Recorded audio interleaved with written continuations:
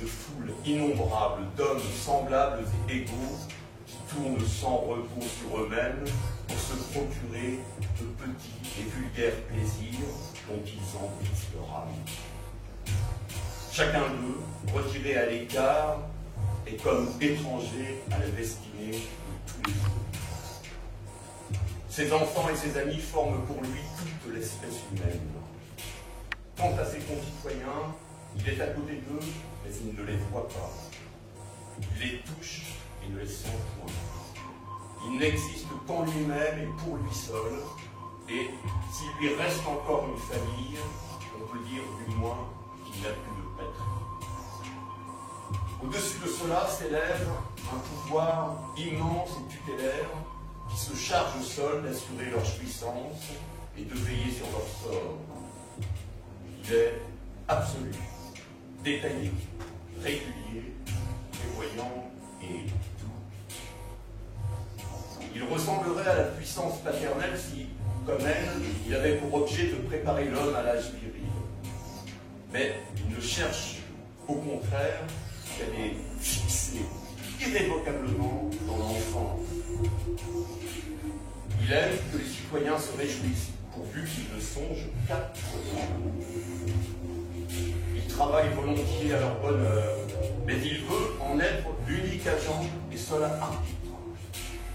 Il pourvoit à leur sécurité, prévoit et assure leurs besoins, facilite leurs plaisirs, conduit leurs principales affaires, dirige leur industrie, règle leur succession, divise leur héritage.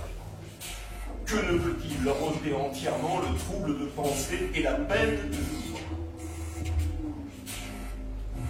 C'est ainsi que tous les jours, il rend moins utile et plus rare l'emploi du libre arbitre, qu'il renferme l'action de la volonté dans un plus petit espace et dérobe peu à peu chaque citoyen jusqu'à l'usage de lui-même.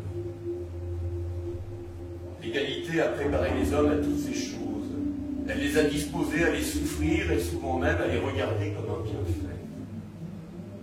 Après avoir ainsi pris tour à tour dans ses puissantes mains chaque individu et l'avoir pétri à sa guise, le souverain étend ses bras sur la société tout entière.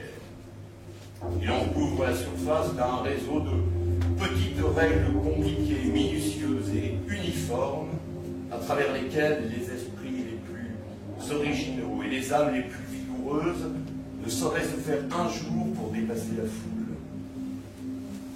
Il ne brise pas les volontés, il les amollit. Les plie, les dirige. Il force rarement d'agir, mais il s'oppose sans cesse à ceux qu'on agisse. Il ne détruit point, il empêche de naître.